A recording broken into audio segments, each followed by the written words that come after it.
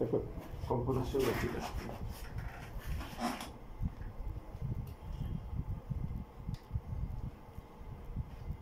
শুধু দর্শক, আমরা বারবার এখানে আসি, আজও আমরা এসেছি।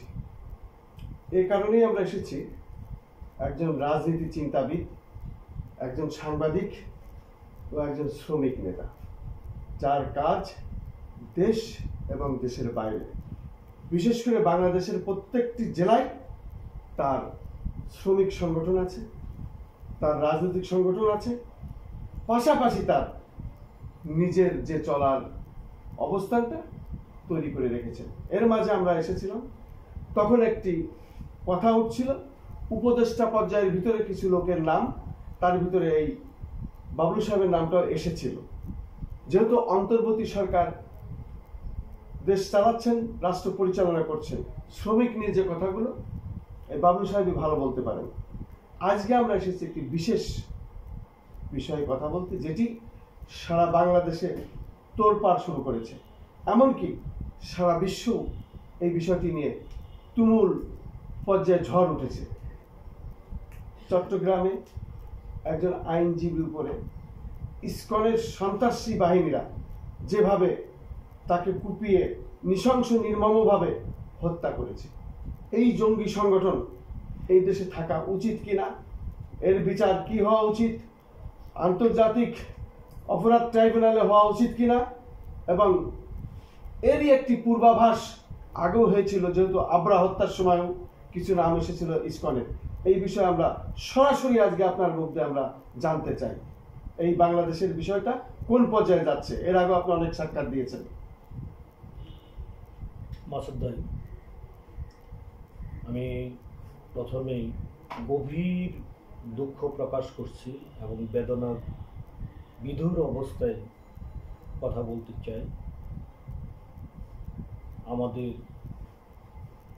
চিটাগাংয়ে যে ঘটনাটা ঘটেছে, যেভাবে তাকে কুপিয়ে জখম করে হত্যা করা হয়েছে, এটা একটা বর্বরচিত হত্যাকাণ্ড। এই হত্যাকাণ্ডের তীব্র নিন্দা এবং প্রতিবাদ জানাচ্ছি, এবং সেই সাথে অবিলম্বে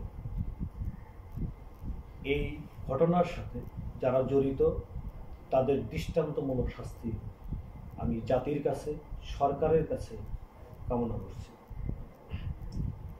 পাশাপাশি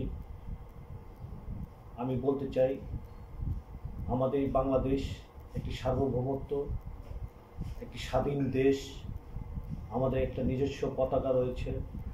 আমাদের অভ্যন্তরে যে বিষয়গুলো, সেই বিষয়গুলো নিয়ে আমাদের দেশে যে আইন কানুন রয়েছে, সেই আইন কানুন মোতাবেক আমাদের রাষ্ট্র পরিচালিত হবে, এবং যারা অপরাধ করবে, যাদেরকে সন্দেহ হবে, রাষ্ট্র সেটা আইনের মাধ্যমে আইনি প্রক্রিয়ায় সেটা বিচার করবে।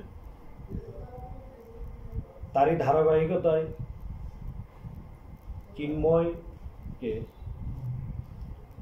গ্রেফতার করেছে সরকার, মনে করেছে তাকে গ্রেফতার করে আইনের আওতায় এনে তাকে বিচার করার জন্য। সে নিরপরাধ হলে অবশ্যই ছাড়া পাবে। এটা কোনো ধর্মীয় বিষয় নয়, এটা কোনো ব্যক্তিগত বা দলীয় বা যেটি হোক সেটা না। রাষ্ট্র মনে করেছে, তাকে সন্দেহ করেছে, তাকে আইনের আওতায় আনা দরকার, সে কারণেই হয়তো গ্রেপ্তার করেছে। সে নিরপরাধ হলে ছাড়া পাবে, আর অপরাধী হলে সাজা ভোগ করবে। এ ধরনের ঘটনা অতীত অনেক হয়তো হয়েছে, অনেকেই জানেন, অনেকেই জানেন না। নেপথ্যে অনেক কিছু ঘটনা থাকে, সেই ঘটনার পরিপ্রেক্ষিতেই আরেকটা বড় ধরনের ঘটনা ঘটে। আমাদের এই দেশটাকে নিয়ে এখন দেশি বিদেশি নানা রকমের ষড়যন্ত্র চলছে। আমরা দীর্ঘদিন যখন গণতন্ত্র উদ্ধারের জন্য এবং মানুষের মৌলিক অধিকারের জন্য আন্দোলন সংগ্রাম ত্যাগ তিতিক্ষা করেছি এবং একটা প্রতীক্ষায় রয়েছি, আমাদের দেশটা একটা গণতান্ত্রিক শক্ত কাঠামোর উপরে অর্থনৈতিক মজবুতভাবে ঘুরিয়ে দাঁড়াবে। আমাদের দেশে অমানবিক কোনো কাজ হবে না, মানবিক কর্মকাণ্ডগুলো সবাই তার যার যার অধিকার সে পরিপূর্ণভাবে পালন করবে। এখানে কথা বলার অধিকার, মুক্ত স্বাধীনতা থাকবে, এটা আমরা মুখ তাকিয়ে আছি। আমরা আশা করি সামনের দিনে এটা পাব।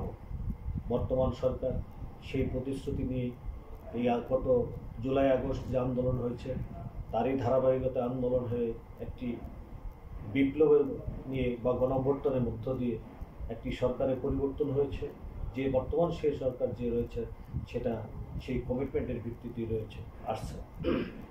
বিধায় আমি মনে করি আগামী দিনগুলা এমন আর ঘটনা ঘটবে না যে ঘটনার মধ্য দিয়ে আমার সন্তান, আমার ভাই, আমার যে কেউ আমার দেশের কোনো নাগরিক এভাবে নৃশংসভাবে হত্যা হবে, এটা আগামী দিনে কামনা করি না। সরকারকে আরও কঠোর হতে হবে এবং কঠোর হস্তে এইসব দমন করতে হবে। অপরাধ দমন করতে হলে যে কোনো কঠোরতা পদক্ষেপ নেওয়া দরকার। আমি মনে করি সেই পদক্ষেপগুলো গ্রহণ করব। আরেকটি কথা আমি দীর্ঘদিন যাবৎ বলে আসছি, আমি বৈষম্যের কথা বহু বছর যাবৎ বলে আসতেছি, বৈষম্যহীন রাষ্ট্র ব্যবস্থা কায়েমের জন্য। তো এটা এই বৈষম্যটা আমাদের মধ্যে রাজনৈতিক দলগুলা যখন যেভাবে ক্ষমতায় গিয়েছে তারা সেভাবে বৈষম্য সৃষ্টি করেছে এবং বৈষম্যের ভারটা এমনই পর্যায়ে নিয়ে গেছে যা শেষ পর্যন্ত বৈষম্য বিরোধী আন্দোলন করতে বাধ্য হয়েছে। আমি আশা রাখব সরকার যে কথাটা আরও আমি দীর্ঘদিন যাবৎ বলে আসছিলাম, সেটা হলো আমাদের দেশে বিভিন্ন শিল্প প্রতিষ্ঠানে বা বিভিন্ন জায়গায় অবৈধ বিদেশি নাগরিক রয়েছে, অবৈধভাবে চলাফেরা করছে, অবৈধভাবে কাজ করছেন, যারা আমাদের দেশের নাগরিক না, কিন্তু এদেশে তারা কোনো না কোনোভাবে বিভিন্ন সেক্টরে তারা নিম্ন শ্রেণীর কাজ করে, নিম্ন আয়ের কাজ করে তারা এদেশে বসবাস করতেছে।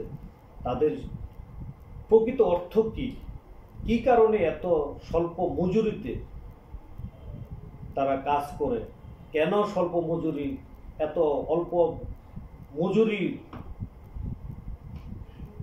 বিনিময়েও তারা তাদের দেশ ত্যাগ করে এদেশে এসে কাজ করে, সেই জিনিসটা আমাদের মনে হয় বিশদভাবে ফুটিয়ে দেখা উচিত এবং তাদের বিষয়ে আইনগত ব্যবস্থা নেওয়া উচিত।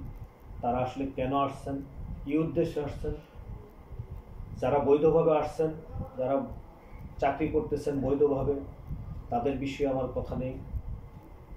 আমাদের দেশে বিভিন্ন প্রজেক্ট, বিভিন্ন বড় বড় মিল ইন্ডাস্ট্রি বা বিভিন্ন কর্পোরেট প্রতিষ্ঠান চালাতে গিয়ে বিভিন্ন এক্সপার্টের দরকার হয়। আমাদের হয়তো এক্সপার্টের অপ্রতুল থাকায় আমাদের হয়তো বাইরে থেকে অনেকটি ইচ্ছা অনিচ্ছায় বৈধভাবেই আনতে হয়, কিন্তু সেটার বিষয়ে আমার কোনো আপত্তি নেই, সেটা সরকারের পলিসি এবং ব্যবসায়ী পলিসি। কিন্তু অবৈধভাবে যারা স্বল্প মজুরিতে এদেশে কাজ করতেছে তাদের বিষয়ে আমার কথা, তাদেরকে ফাইন্ড আউট করা দরকার এদেশে কতজন রয়েছে এবং তারা কেন রয়েছে, কি কারণে রয়েছে, কিভাবে রয়েছে। তাদের বিষয়ে তাদেরকে আইনের আওতায় এনে প্রয়োজনীয় ব্যবস্থা রাষ্ট্র গ্রহণ করবে। যদি এটা করে তাহলে অনেকাংশেই এর নেপথ্যের কারণ অনেক কিছুই বের হয়ে আসতে পারে। এটাই আমার আজকের কথা। আমি আশা রাখি দেশি বিদেশি ভাইদেরকেও বলবো, আমরা একটা স্বাধীন সার্বভৌমত্ব একটি দেশ। আমরা আমাদের ৭১ আমরা রক্ত দিয়ে দেশকে স্বাধীন করেছি। আবার 24শে জুলাই আগস্টে আমরা ব্যাপক রক্তক্ষয়ীর মাধ্যমে ছাত্র জনতা, শ্রমিক, সর্বস্তরের সকল পেশাজীবী মানুষের আন্দোলনের ফলে আমরা একটা গণতান্ত্রিক মজবুত অর্থনৈতিক উন্নয়ন করার জন্য এবং আমাদের মৌলিক অধিকার আদায়ের জন্য আমরা যে আন্দোলন সংগ্রাম করে একটি পরিবর্তন এনেছি, সেই পরিবর্তনের ধারাগুলো যে কমিটমেন্ট নিয়ে যে বর্তমান অন্তর্বর্তীকালীন সরকার রয়েছে সেই কমিটমেন্টগুলো রক্ষা করবে এবং আগামী দিনে সেই প্রত্যাশা পূরণ করবে, এটাই আমার আশা এবং এটি আমার আজকের কথা। এবং আমি আশা রাখবো সেই কথাগুলো অবশ্যই সরকার এবং দেশ ও জাতি এবং রাজনৈতিক দলগুলো তারা সিদ্ধান্ত নিয়ে এবং এই সংস্কার এবং নির্বাচন এবং দেশের মানুষের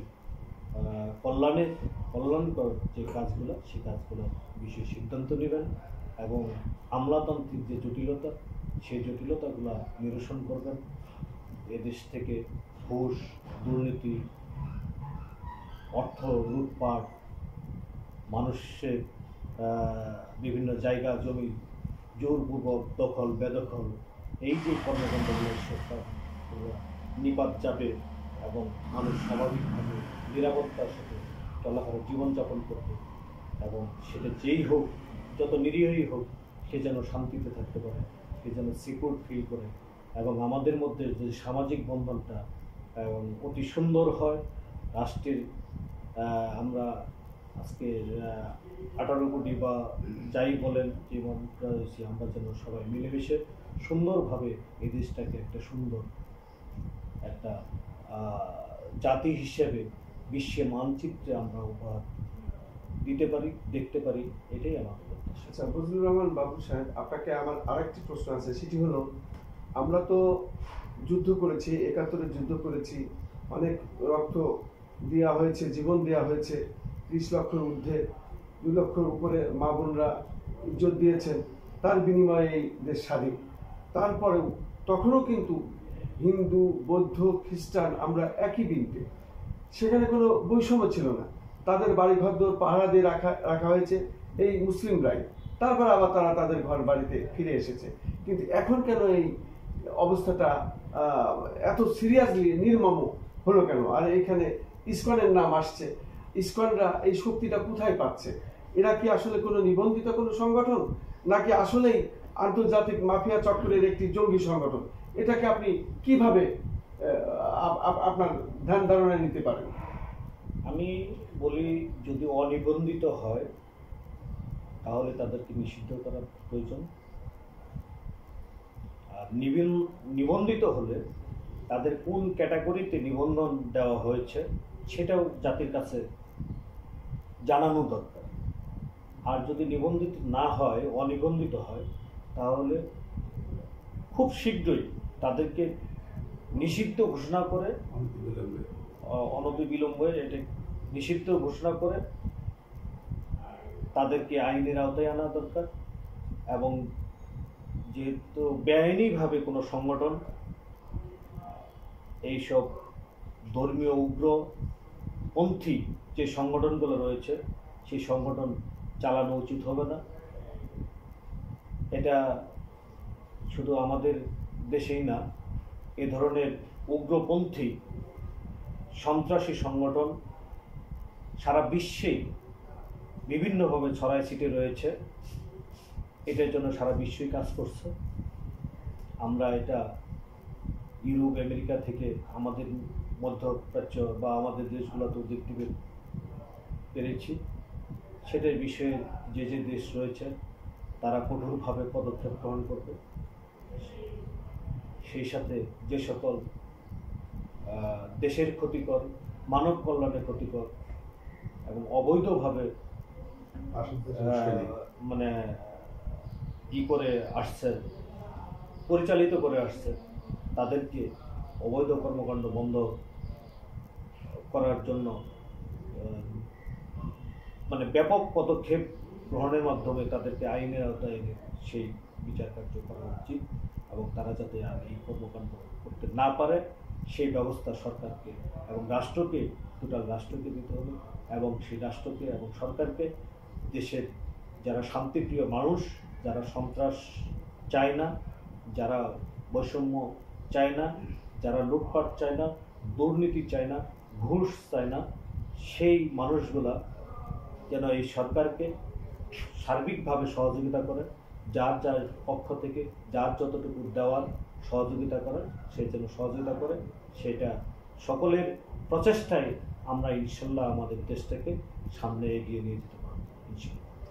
শুধু দর্শক, এই ফজলুর রহমান বাবুল সাহেব বিভিন্ন সময় দেশের যখন ক্লান্তিকাল তখনও সে কিছু কথা বলেছে। সেই কথার প্রতিফলন এখন যেন ঘটছে। সে বলেছে অনেক আগে, কিন্তু সেই যে তার ধারা, চিন্তা ভাবনা, সেটা কত নিখুঁত এটা আসলে না দেখলে বোঝা যাবে না। এই জন্য আমরা বারবার এই ফজলুর রহমান বাবুল সাহেবের কাছে আসি, যেহেতু উনি একজন রাজনীতি চিন্তাবিদ, পাশাপাশি একজন সাংবাদিক এবং সেই সাথে একজন শ্রমিক নেতা। আজও আমরা তার কাছে এই বিষয়ে বিশেষ সাক্ষাৎ গ্রহণের জন্য এসেছিলাম এবং আজকে আমাদের পক্ষ থেকে তাকে অনেক অনেক ধন্যবাদ জানাচ্ছি, যেহেতু আমাদের জন্য সময় দিয়েছেন। ধন্যবাদ।